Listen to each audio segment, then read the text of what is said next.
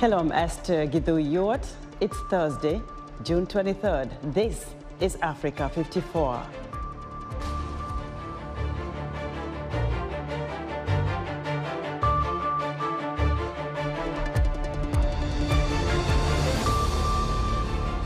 Striking nurses and other health professionals brought most services at Zimbabwe government hospitals to a grinding halt, with workers rejecting a 100% pay raise they say is inadequate amid skyrocketing inflation of 130%. Ethiopia is suffering from the worst drought in the Horn of Africa in decades, and residents of the Northern Afar region are being forced to use dirty river water. The cola nut, the caffeinated seed of the Ivory Coast cola tree, has many uses. It's an antioxidant, and some say it's an aphrodisiac.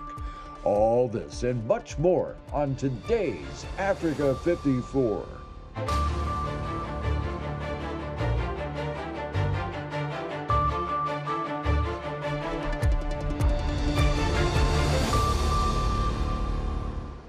Striking nurses and other health professionals have brought most services at Zimbabwe's government hospital to a grinding halt.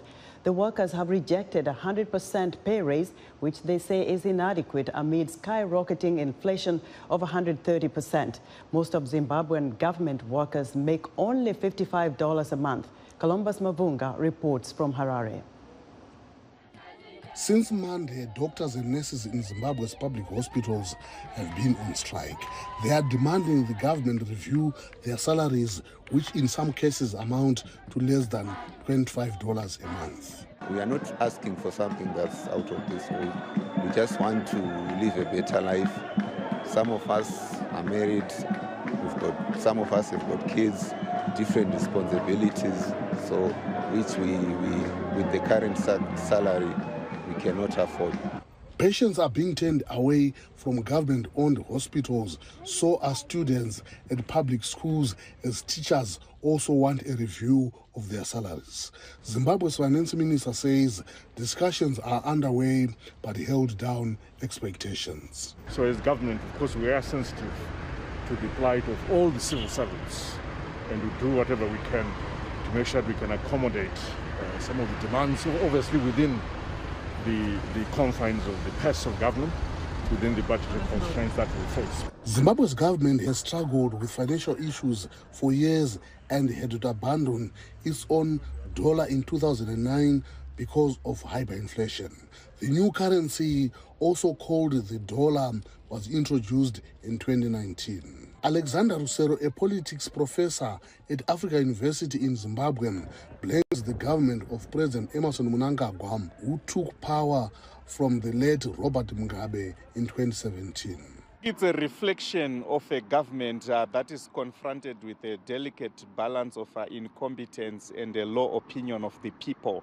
You know, that's where Mnangagwa's government differs from Mugabe's government. Mugabe had some sensitivities, especially when it comes to issues of civil servants' salaries. You don't just keep quiet when things are like this. Many Zimbabweans have taken to social media criticizing Mnangagwa, who they say is not taking care of the country's citizens and workers.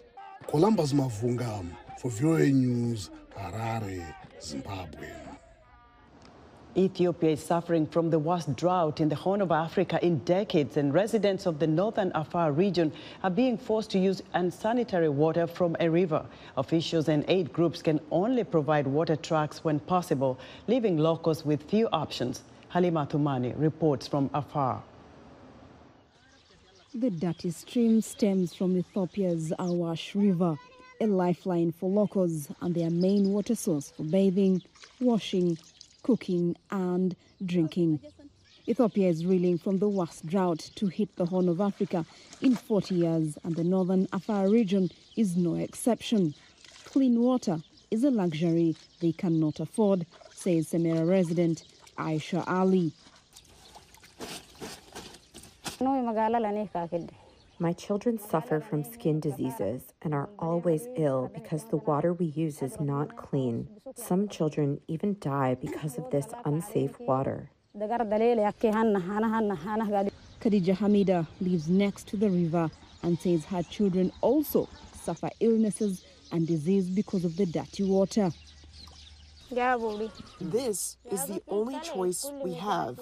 All our children and families use this water. But it's not just villagers struggling with a lack of clean water. Dufti Hospital, the only functional hospital in Afar, is overwhelmed with patients. Acting head Dr. Yusuf Mohammed says they are also suffering from the water shortage. Sometimes we may not get the water. Sometimes some elective cases are stopped or postponed due to lack of water. So surgical cases, surgical site infections are there because there is no adequate water. Attendance of the patients, some patients, they are using running water. There is a nearby river. They are using river water, which is not safe, it is not clean.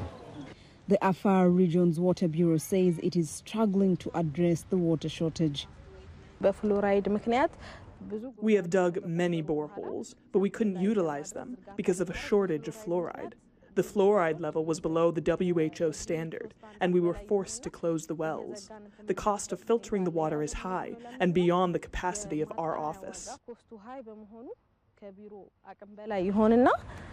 Relief comes when clean water is trucked in by aid groups and the regional government. Previously, we would buy water and carry it from the city center. One jerry can costs about 40 cents. It was expensive and tiring, but now we get clean water, so this is good for us. But the relief is only temporary as the truck quickly runs dry and people have to wait for the next one or are forced to risk using water from the river. Halima Athmani for VOA News, Samara, Ethiopia. For more insight, and more countries in Africa are seeing unfamiliar weather patterns accompanied by acute food shortages. From floods in Madagascar, Mozambique and South Africa to a severe drought in Somalia, Ethiopia and parts of Kenya, people and livestock are competing for food. For more on the climate change and its effects on food production, I'm joined live via Skype from Nakuru, Kenya by Jackson Kinyanjui Koimbori, the East Africa Regional Coordinator for Climate Reality Project headed by Al Gore. Mr. Koimbori, welcome to Africa 54. Thank you so much. What are you seeing in the countries under your watch when it comes to climate change? What is the impact like? Yeah, thank you so much for that. And when it comes to the countries that are under my watch, that is Kenya, Tanzania, Uganda, we're talking about Somalia, we're talking about Ethiopia and Djibouti, we have seen catastrophic events affecting these countries. And when I talk about catastrophic events here, I'm talking about impacts associated with climate change. In Ethiopia right now, we are having issues to do with conflict.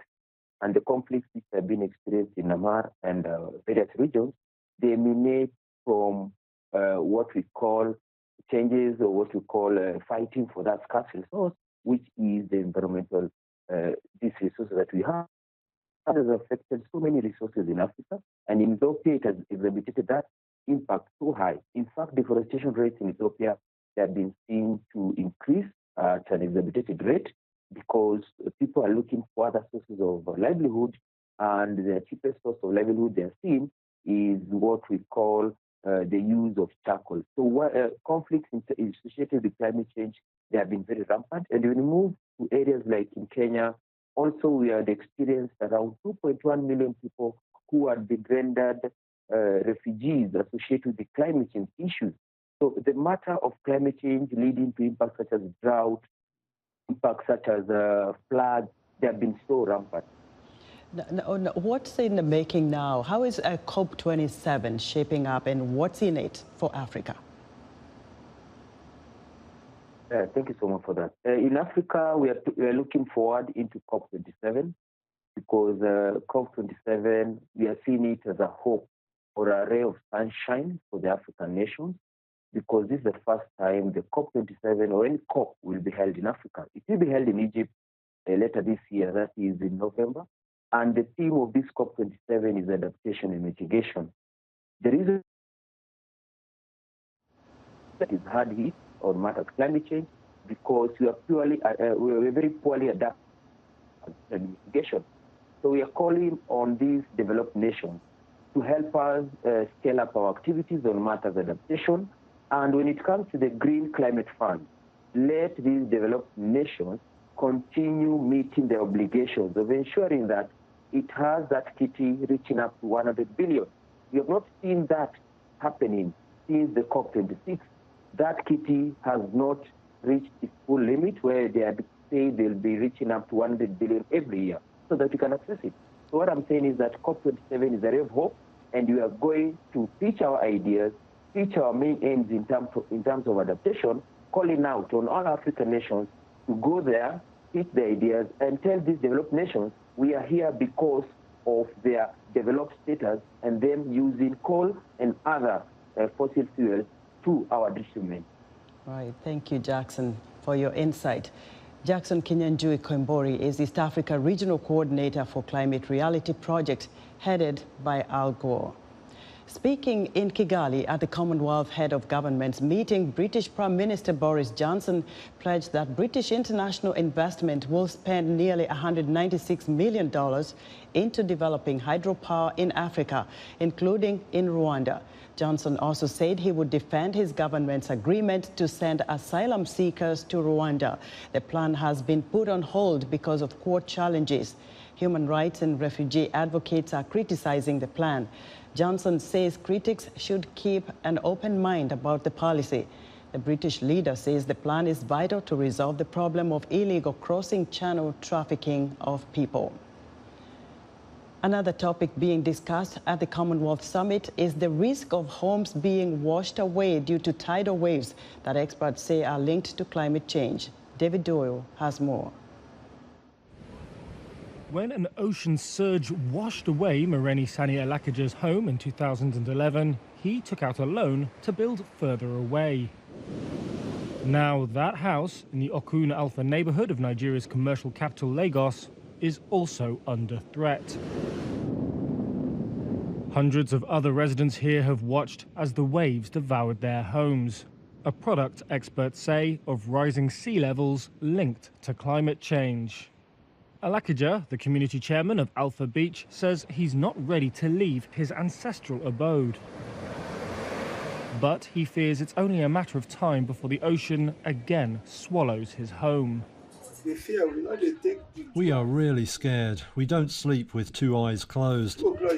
2 a.m. we are out here watching. 3 a.m. we are out here watching. No one can determine when the surge will come and carry someone away. Africa has contributed very little in terms of climate warming greenhouse gas emissions. But a United Nations panel said in February its residents are among the most vulnerable to the fallout.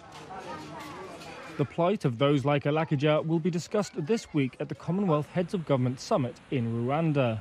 Jeff Ardron, an advisor on ocean governance at the Commonwealth Secretariat, said communities like Okun Alpha can expect help. We will be announcing a project incubator to support countries with their ocean and climate change projects. We have more than $400,000 set aside to begin to help countries with their ocean and climate projects. Nigeria, stretching from the southern fringe of the Sahara to the Gulf of Guinea, faces a triple threat. The desert is encroaching from the north and rains erode farmland in the east. That's in addition to the flooding on the southern coast that Alakaja says is damaging livelihoods. To eat is a problem. To send our children to school is a problem. There's nowhere to plant anything, Alakaja says, and no boat will agree to take you out to fish. He just sleeps and walks about, he says, left with nothing else to do. That was David Doyle of Reuters reporting. Supporters of Senegal's political opposition protested Wednesday in Dakar, venting their anger at President Macky Sall. Aida Issa has more. The sound of pots and pans clanged through the streets of Senegal's capital, Dakar, on Wednesday evening. This protest was organized by Senegal's main opposition coalition, Yewwi Askan Wi, after its candidate list for legislative elections next month was disqualified. Supporters like Anna Rasoul Job came out to signal their anger at the president. We are tired. We've had enough of Macky Sall. He should go. The demonstration followed street protests last week that turned violent, with police deploying tear gas and water cannons during clashes. Several politicians were arrested, and opposition leader Ousmane Sonko said 3 people across the country were killed. Tensions have been running high since major protests broke out last year. That was after Sonko was arrested, accused of rape. He denied the charges, and many accused Sall of trying to eliminate his competition after 2 main rivals were jailed on corruption charges in 2015 and 2018. You see, the current government, it has emptied our resources, has taken our money, you see. Sonko's objective is to create a new Africa, a new Senegal. Sall swept to power in 2012 on a wave of popular support. That has long since soured. His 2 terms as president will be up in 2024. But some opponents fear he will try to run for a 3rd, an option Sall has neither confirmed nor denied. Aida Issa, VOA News. We'd like to hear what you think about Africa 54 and all our VOA Africa programs on our website at voaafrica.com. Be sure to join us Friday for Heather Maxwell's Music Entertainment Report on great summer music festivals still to come. Is the kola nut an aphrodisiac? Stay tuned to find out.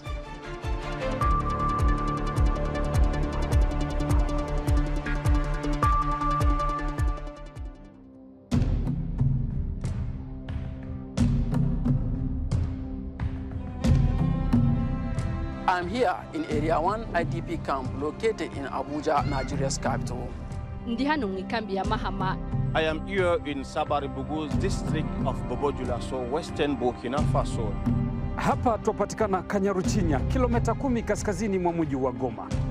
I am here in Lusenda camp located Eastern DRC. I am here in the Drought refugee camp located in northeastern Kenya. This is Shari 5 IDP camp located in Maiduguri in northeast Nigeria. I'm here to share their stories.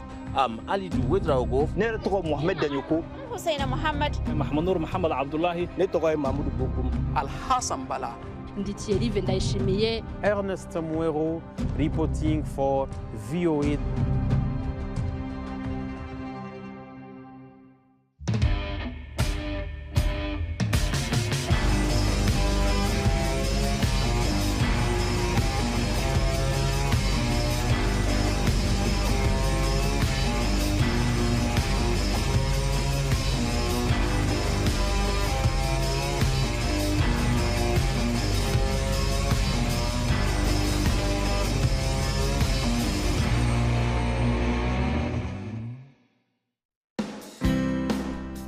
Health, wellness, sport, beauty, medical breakthroughs.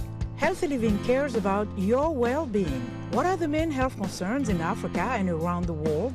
Find out the latest on coronavirus. Connect with our experts and ask them questions. How long does the virus stay? Join me, Linor Mudu, in Washington, every week on Healthy Living, right here on VOA. In other African news, the Malian army says it has carried out airstrikes against al-Qaeda-affiliated Masina Katiba jihadists in the country's center following the massacre of 132 civilians last weekend. The Oromia Supreme Court has again postponed hearing of the case of detained journalists who were arrested during the state of emergency. Nigerian President Muhammadu Buhari says recent attacks on churches that claimed dozens of lives were politically motivated in an attempt to stir up religious tensions. And Gabon and Togo are set to become members of the Commonwealth on Friday. The last 50 years, Africa has lost more than $60 billion, which is more than the continent has received in foreign aid, foreign direct investment, remittances, or any other flows. VOA reporter Eric Manirakiza spoke to Leon Ndikumana, a professor of economics at the University of Massachusetts, who recently co-authored a book with his colleague James Boyce titled On the Trail of Capital Flight from Africa, the Takers and the Enablers.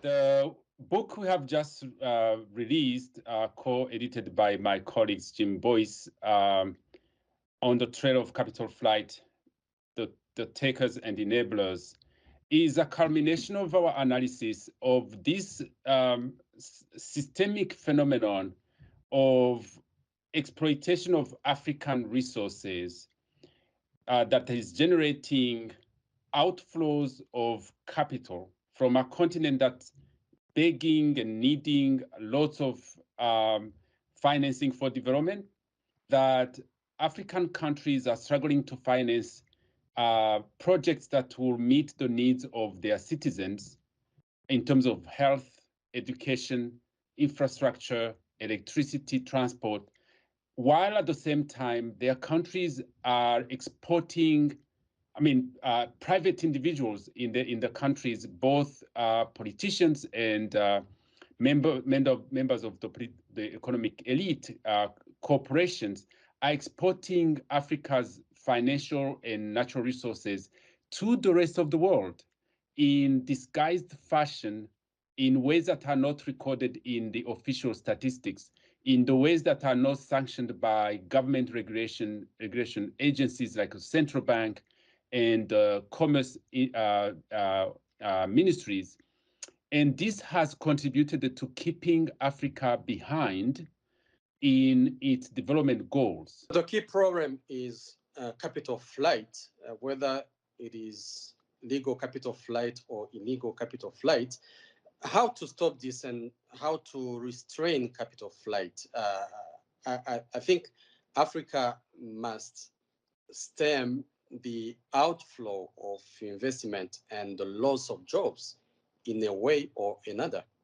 Yes. While you think about the solution to capital flight, you have to remember that capital flight is a global phenomenon. It's driven by factors at the source in the origin countries, but also factors in the global economy at the destination of those flows.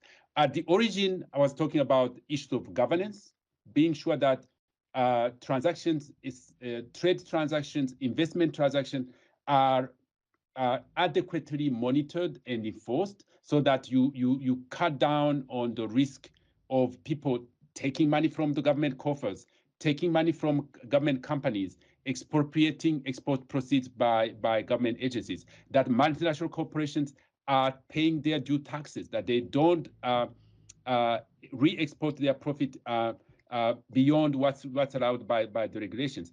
But even as you do that in the countries, you need to be sure that at the global level, there is effort to improve transparency in the banking systems, so that banks are duly controlling and reporting suspicious transactions of those people who come and deposit stolen money. In your book, you focus on 3 countries, South Africa, Ivory Coast, and Angola. Can you briefly describe what is your findings there? We chose 3 countries with a deliberate attempt to have some representation of the countries that have suffered the most from capital flight. We chose Angola, Cote d'Ivoire, and South Africa, and they all feature very highly in terms of the amounts of capital flight in our analysis. But those countries also have something in common, which is high endowment in natural resources. That was Leon Ndikumana, a professor of economics, talking to VOA's Eric Manirakiza. The kola nut, that has caffeinated seed of the kola tree, has all kinds of uses. It's an antioxidant and an ingredient in soft drinks and energy drinks, and some say an aphrodisiac. It's also big business in Ivory Coast. Yassine Sio reports from Abidjan in this story, narrated by VOA's Carol Gansberg. The kola nut is indigenous to the coast of equatorial West Africa, and given its wide range of uses, including as an ingredient in soft drinks and energy drinks, exports are skyrocketing. The region's big producers, Nigeria, Ivory Coast, Cameroon, Ghana, and Sierra Leone, produced over 260,000 tons of nuts in 2019, according to the UN Food and Agriculture Organization. In the same year, the industry was worth over $270 million.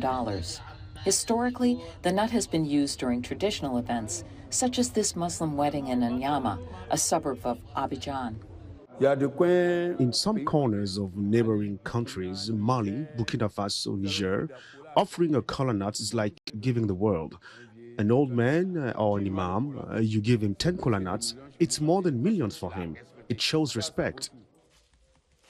Kola grower Hervé Degbose looks to the nut for income. He has property in Agboville, a town in southeastern Ivory Coast. His 7 hectares can produce up to 20 tons of kola nuts a year. He originally left the family farm for college, but came back because he believes kola nuts are where the money is. If the cola business is open on the international market, I think that many will decide to get into it. The same way as with cocoa, rubber, or palm oil. Anyama is the hub of cola trading in Ivory Coast. Suleiman Kone exports 10,000 tons of kola nuts a year to Nigeria. He is looking to expand his market. We are looking to create a lot of plantations and go outside Africa, in Europe, Asia, and the United States, to look for partners. If we have partners, we will do better. Kola must be known throughout the world. When the market began growing, producers, traders, and exporters formed the Interprofessional Cola Association, or Intercola, in 2017. The organization's goal is to expand the use of the nut in all kinds of industries, especially the soda industry. The objective of the Interprofessional Association is to increase the industrial share. It adds value and limits post-harvest losses, which is the case when selling unprocessed nuts. We are moving toward a medium and long-term approach of increasing the industrial share. Kola nuts were used in the original Coca-Cola recipe. It's not clear whether they still are on this super secret list of Coke's ingredients. But for these growers, getting the kola nut into more products is one big goal. For Yacincio in Abidjan, Ivory Coast, Carol Gunsberg, VOA News. And that's our show for today. We invite you to watch Africa 54 on our website at voaafrica.com. From all of us here in Washington, thanks for watching.